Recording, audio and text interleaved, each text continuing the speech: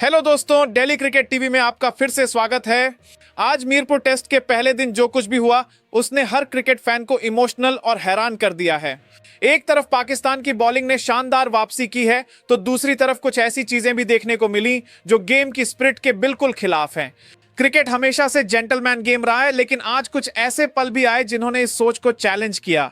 सबसे पहले वो पल जिस पर पूरा इंटरनेट बंट गया है, जब बांग्लादेशी फास्ट बॉलर नाहिद राणा ने बाबर आजम को आउट करने के बाद बहुत ही अग्रेसिव तरीके से सेलिब्रेट किया, अपनी मुट्ठियां दिखाई और बेवजह का अग्रेशन दिखाया। अब सवाल यह है कि क्या यह सिर्फ पैशन था या हद पार करना था? यही सवाल आज हर क्रिकेट फैन के मन में चल रहा है। दोस्तों, सीधी सी बात है, बाबर आजम कोई आम प्लेयर नहीं है। उन्हें सिर्फ पाकिस्तान ही नहीं बल्कि दुनिया के सबसे बड़े बैट्समैन में से एक माना जाता है। जब आप ऐसे प्लेयर को आउट करते हैं तो सेलिब्रेट करना बिल्कुल ठीक है, लेकिन उस सेलिब्रेशन को डिसरिस्पेक्ट में बदलना गेम की असली स्पिरिट के खिलाफ है। नाहिद राणा एक युवा बॉलर हैं, उनमें टैलेंट है। उन्होंने टेस्ट क्रिकेट में बाबर को कुछ बार आउट किया है, लेकिन इसका मतलब यह नहीं है कि आप ग्राउंड पर अपनी लिमिट भूल जाएं। क्रिकेट की असली खूबसूरती सम्मान में है, एग्रेशन में नहीं। और यही वह लाइन है जिसे शायद आज पार किया गया। अगर बाबर आजम के परफॉर्मेंस की बात करें तो उन्होंने इस सीरीज में पहले ही अपनी क्लास दिखा दी है। उन्होंने 68 रन की शानदार इनिंग खेली है, जिसमें उनका स्ट्राइक रेट भी काफी अच्छा था। वह एक ऐसे बैट्समैन हैं जो मुश्किल हालात में भी टीम को संभालने की काबिलियत रखते हैं। लेकिन जब वह आउट हुए तो नाहिद राणा का रिएक्शन सच में कंट्रोवर्शियल था।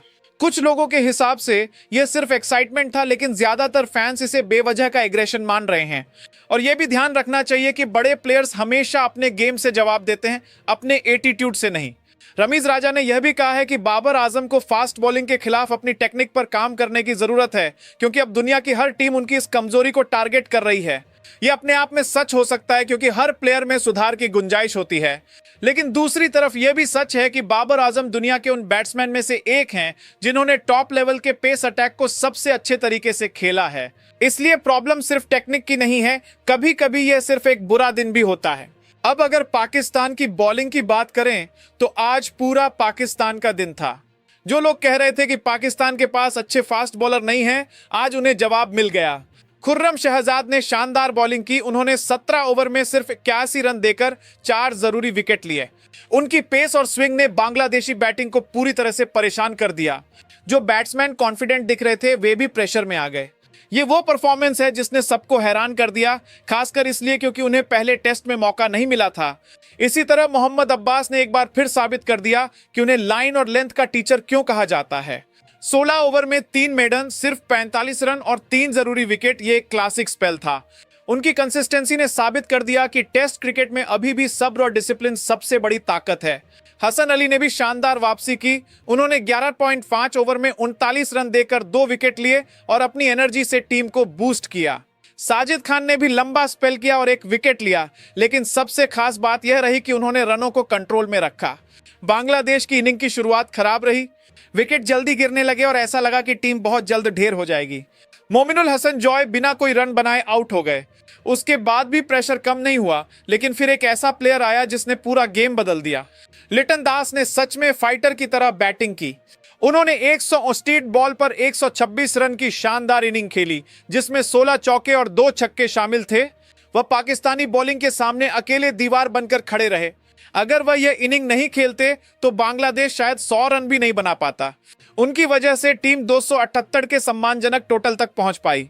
अब पाकिस्तान की बैटिंग की बात करें तो सिचुएशन काफी इंटरेस्टिंग थी। जब इनिंग शुरू हुई तो हर पाकिस्तानी फैन के दिल में डर था कि कहीं ओपनर्स फिर से फ्लॉप ना हो जाएं। लेकिन इस बार यंग ओपनर्स ने कॉन्फिडेंस दिखाया। अजन ओवैस और अब्दुल्ला फजल ने दिन खत्म होने तक बिना किसी नुकसान के 21 रन बना लिए थे। ये भले ही छोटा स्कोर हो, लेकिन इसकी कॉन्फिडेंस वैल्यू बहुत ज्यादा है।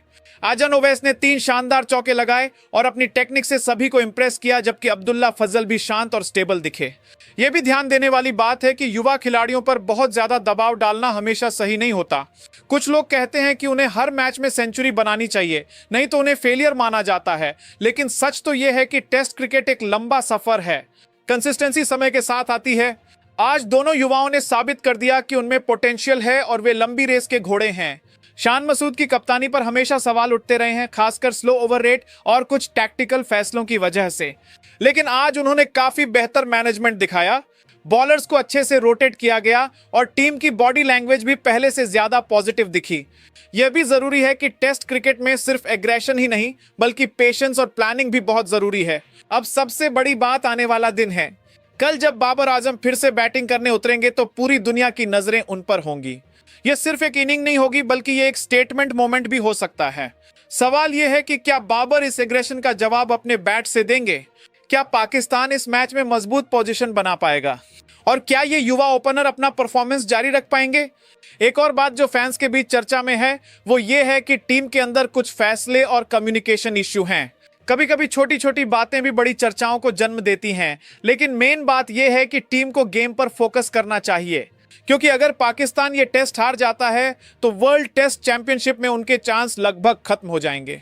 इसलिए अब हर सेशन, हर ओवर और हर विकेट बहुत इंपॉर्टेंट है।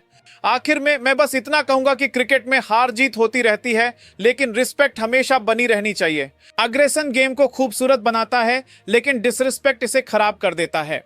अब देखना यह है कि कल किसका दिन होता है, बाबर का या नाहिद राणा का, और पाकिस्तान इस मैच को किस तरफ ले जाता है। कमेंट्स में अपनी राय जरूर दें और डेली क्रिकेट टीवी से जुड़े रहें।